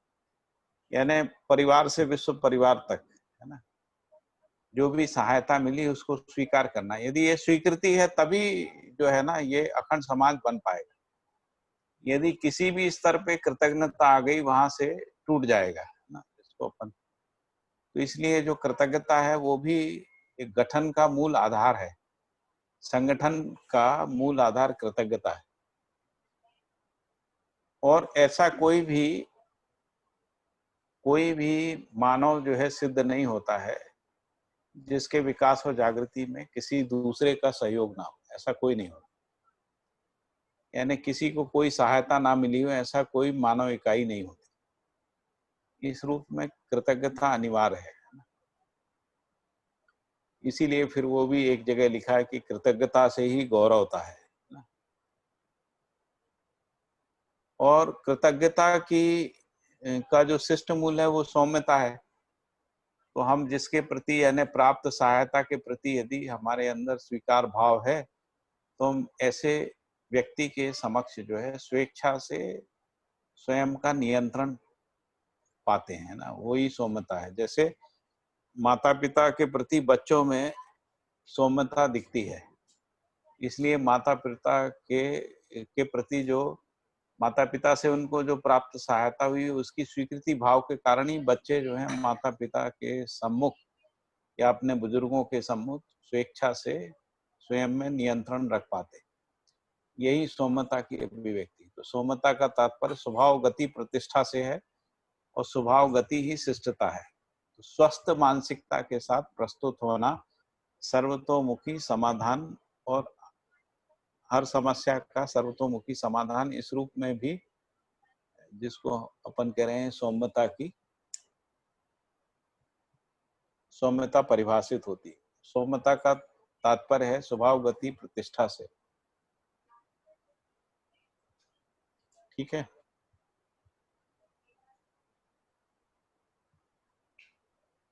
भैया, हाँ, जैसे ये कृतज्ञता आपने बताया, तो इसको अगर हम निरंतर समझ में रखने के लिए, जैसे कि ये अनुभव गामी विधि से भी देखें और अनुभव मूलक विधि से भी इसको एक बार देखें, तो इस तरह से मतलब कि इसे अपने अंदर में उतारना होगा। हाँ, तो जैसे ही हम ये प्राप्त सहायता को देखना शुरू करते हैं ना अपने जीवन में जी, तो वैसे ही उसका अभ्यास करना होता है। दूसरे से हमको जो भी सहायता मिली है, हमारे माता पिता, हमारे ग्रैंडफादर, ग्रैंडमदर, हमारे परिवार के सदस्य, हमारे परिवार को दूसरे परिवारों से, समाज से, राष्ट्र से, अंतर्राष्ट्र से, है ना, मानव जाति से, जहां से भी जो सहायता हम तक आई है, यदि हम इसको देखने का अभ्यास करते हैं तो कृतज्ञता हमारे अनुभव में आती। तो वैसे वैसे जहां जहां हम कृतज्ञता को स्वीकार करते जाते हैं वहां वहां नियंत्रित हो जाते हैं, है ना। ठीक। जैसे हम राष्ट्र के प्रति कृतज्ञ होते हैं तो राष्ट्रीय कार्यक्रमों के समय में हम नियंत्रित रहते। यदि कृतज्ञ नहीं रहते तो अनियंत्रित हो जाते। अभी हम लोग ऐसी अभिव्यक्तियों को देखते हैं। वैसे ही इसी प्रकार से अभ्यास होता है। मतलब जो प्राप्त सहायता है उसको स्मरण करना, स्वीकार करना, और न केवल स्वीकार करना, उसको अभिव्यक्त करना। हाँ, ठीक। मतलब कि दोनों तरफ से ये इस तरह से पूरी परंपरा के अंदर में भी जहाँ कहीं भी हमें मदद मिली है, सपोर्ट मिली है, उसका भी पूरा एक, तो वो फिर जैसे उसके ये हमको दिखती ही है ना, जैसे मान लो कोई टीचर होता है हमारा, टीचर से हमने कुछ सीखा हुआ रहता है, वो हमको 30 साल बाद मिलता है, तब भी हम उसके सामने सौम्यता से प्रस्तुत होते है ना। ठीक है। स्वेच्छा से स्वयं पे नियंत्रण रहता है उसके सम्मुख जो हम व्यवहार करते हैं, भाषा बोलते हैं, भाषा में है ना, विचार में, व्यवहार में और कार्य में भी है ना नियंत्रण।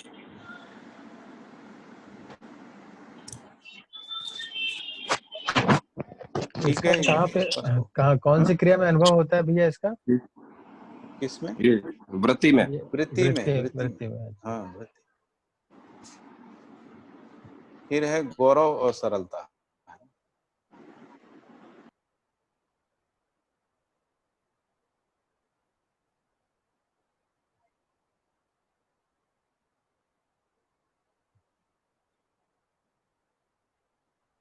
गौरव की परिभाषा लिखी हुई है, जागृत को पहचान के उसके अनुरूप होने में उत्साह और निरंतरता, इस रूप में गौरव लिखा।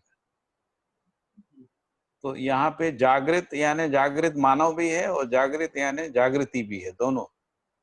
तो जागृति को पहचान कर और जागृत मानव को पहचान के उसके अनुरूप होने में जो उत्साह और उसकी निरंतरता है, उस रूप में गौरव है।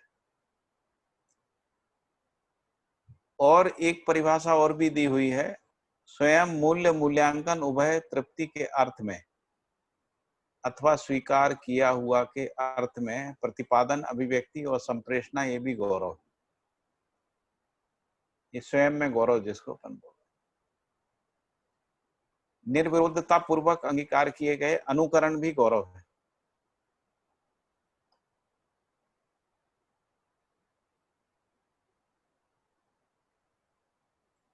फिर इसके बाद लिखा है सरलता। सरलता का मतलब है यदि हम किसी के प्रति गौरवान्वित होते हैं ना, गौरव का भाव रहता है, तो हमारी जो प्रस्तुति है, जो शिष्ट मूल्यों के रूप में जो हमारी प्रस्तुति है, वो ग्रंथि तनाव से रहित अंगहार के रूप में एवं उसका प्रकाशन होता है। यानी ग्रंथि का मतलब फ्रस्ट्रेशन से मुक्त रहते, तनाव से मुक्त रहते, सरलता के साथ, इसी का नाम है सरलता, है ना। उसके साथ अंगहार है, भाषा है ना, वो वैसी, और उसका प्रकाशन, वो सरलता है। तो जागृति पूर्वक संबंधों को पहचानने के क्रम में मुद्रा, भंगिमा, अंगहार, भाषा, भाव सहित अर्थ की सदुपयोग, सुरक्षा करते हुए प्रस्तुत होने को सरलता बोल रहे हैं ना। यही सत्य सहज प्रस्तुति भी है। जागृति पूर्वक संबंधों को पहचानने के क्रम में मुद्रा, भंगिमा, अंगहार, भाषा, भाव सहित अर्थ के सदुपयोग, सुरक्षा को करते हुए प्रस्तुत होना भी सरलता है। और ऐसा भी लिखा है, धीरता, वीरता, उदारता पूर्ण मुद्रा, भंगिमा, अंगहारों की अभिव्यक्ति, गौरव क्रियाकलाप में सार्थकता की स्वीकृतियां सर्वाधिक प्रभावशील रहती हैं, फलस्वरूप सरलता सहज ही सम्यक होती। और एक जगह ऐसा भी आया है संचेतनावादी मनोविज्ञान में, मैं उसी में से पढ़ रहा हूं इसको, गौरव स्वयं मूल्य मूल्यांकन उभय तृप्ति के अर्थ में प्रतिपादन, अभिव्यक्ति व संप्रेषणा है। ऐसी अभिव्यक्ति, संप्रेषणा सरलता पूर्वक होना पाया जाता है। सरलता अपने में जिस गौरव को व्यक्त करती है, उसके लिए किया गया शरीर विन्यास संपूर्ण आवेशों से मुक्त एवं स्वभाव गति संपन्न मानव सहज गति है, ऐसा हो। मुझे लग रहा है ये स्पष्ट हो रहा है ना।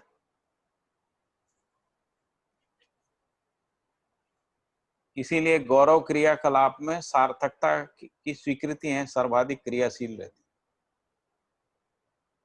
तो इसलिए क्या होता है कि जो भी नीचे की सभा होती है, वो ऊपर की सभा के प्रति गौरव के साथ होती है ना, और जो ऊपर की सभा गौरव पूर्वक ही अभिव्यक्त करती है, अपनी जो जागृति की अभिव्यक्ति करती है वो गौरव पूर्वक करती है। तो इसलिए परस्परता में सरलता जागृत मानव परंपरा में रहेगी, क्योंकि यदि गौरव की पहचान नहीं है तो श्रेष्ठता की ओर गतिशीलता नहीं होगी। इसका एक क्रम है, जैसे पहले देखें तो पहले सम्मान है, फिर गौरव है और फिर श्रद्धा है। तो सम्मान और गौरव और श्रद्धा ये क्रमशः गति है ना, जिसको अपन कहेंगे क्रमशः गति, और इसके बाद प्रेम है।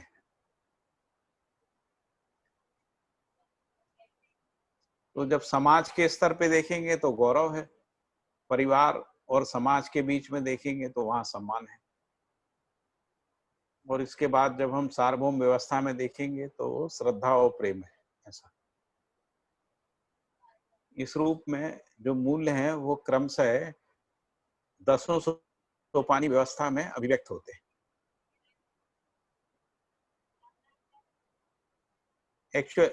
दरअसल जो है ये मूल्यों की अभिव्यक्ति ही 10 सोपानी व्यवस्था है। 10 सोपानी व्यवस्था अपने आप में कोई ढांचा नहीं है ना, स्थापित शिष्ट मूल्यों की अभिव्यक्ति ही जो है वो 10 सोपानी व्यवस्था है। अभी और कौन सा बचा मूल्य? बहुत बढ़िया हो गया भैया। एक रह गया ना, स्नेह वाला रह गया ना, स्नेह निष्ठा। सम्मान हो गया था, स्नेह रह गया था, स्नेह निष्ठा रह गई।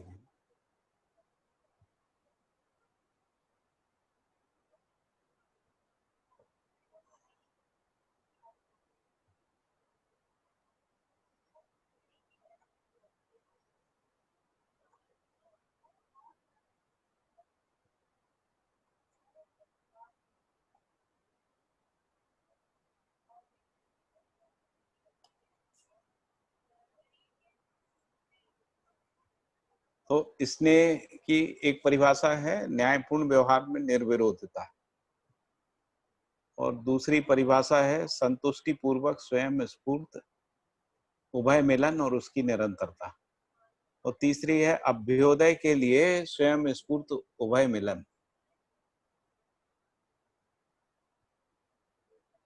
इसी को संतुष्टि पूर्वक स्वयं स्फूर्त उभय मिलन एवं उसकी निरंतरता को हम देखेंगे तो किस रूप में रहेगा, तो संतुष्टि में से के लिए स्वयं स्फूर्त मिलन, है ना। संतुष्टि में, संतुष्टि से, संतुष्टि के लिए स्वयं स्फूर्त मिलन, यही जो है परिवार मूलक स्वराज व्यवस्था है।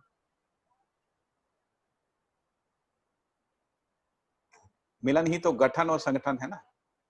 गठन जब पूर्ण हो गया तो पूर्ण मिलन हो गया, जिसको अपन प्रेममयता कह रहे हैं। और जैसे ही संबंध के रूप में जो मिलन हुआ, कोई भी रिलेशनशिप में संबंध की स्वीकृति जो है वो एक प्रकार का मिलन है ना। और जैसे ही संबंध स्वीकृत होता है तो संतुष्टि में ही होता है, उसी में संतुष्टि पूर्वक ही होता है, और हर मिलन जो है संतुष्टि से होता है और संतुष्टि के लिए होता है। तो इसीलिए संतुष्टि में से के लिए स्वयं स्फूर्त मिलन और उसकी निरंतरता के रूप में स्नेह है। अभ्युदय में से के लिए स्वयं स्फूर्त मिलन और उसकी निरंतरता भी स्नेह ही है। अभ्युदय का मतलब सर्वतोमुखी समाधान में से, और न्यायपूर्ण व्यवहार में निर्विरोधता के रूप में भी स्नेह है। स्नेह जो है वो निष्ठा के रूप में अभिव्यक्त होता है। तो निष्ठा की परिभाषा है निश्चित विधि के प्रति समर्पित रहना, उसकी निरंतरता प्रदान किए रहना।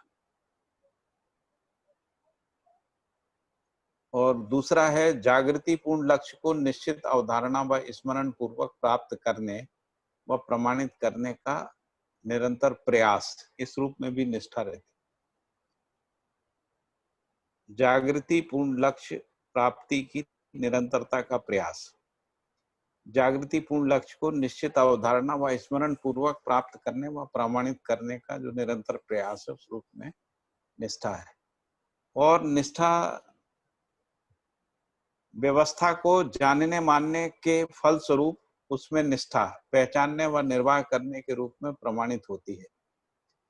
तो जानने मानने के रूप में निष्ठा है जो एक प्रकार की दृढ़ता है या बोध है, और पहचानने निर्वाह करने के रूप में जो है वो प्रमाण है। तो ये जो शब्द है ना, दृढ़ता, निष्ठा और संकल्प और बोध, ये सब एक ही जगह के शब्द हैं जिनको हम लोग बोध कह रहे हैं ना।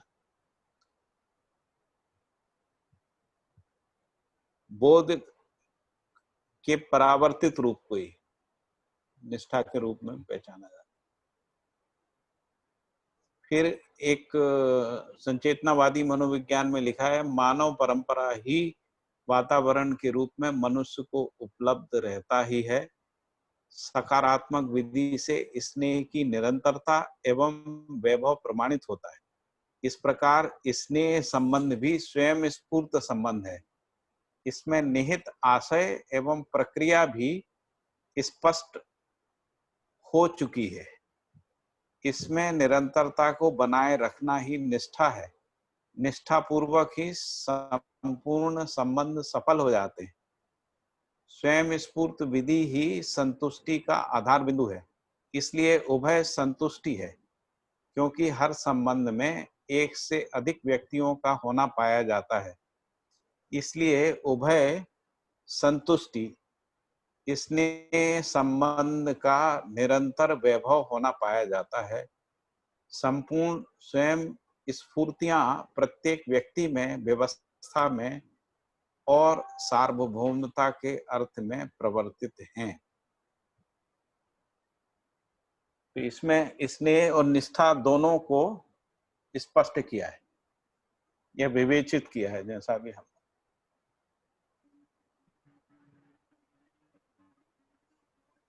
ठीक है, सभी हो गए ना सारे मूल।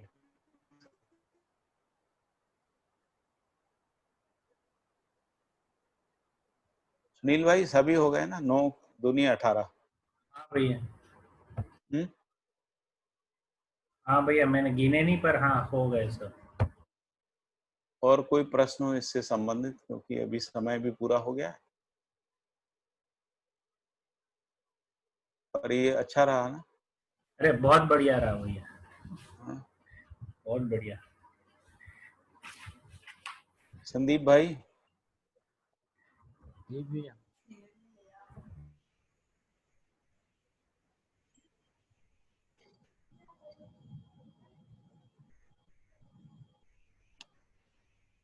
और अजीत जी ठीक रहा ना? हाँ जी, बहुत बढ़िया। रिवाइज हो गया सब? हाँ, रिवीजन ही अपने बोले। रिवीजन हो गया। और सुशील भाई? बढ़िया रहा, बहुत बढ़िया रहा, मेरे को तो लगा बहुत अच्छा लगा। जी जी जी। योगेश भाई, शीतल मैन, दिनेश भाई? बढ़िया रहा।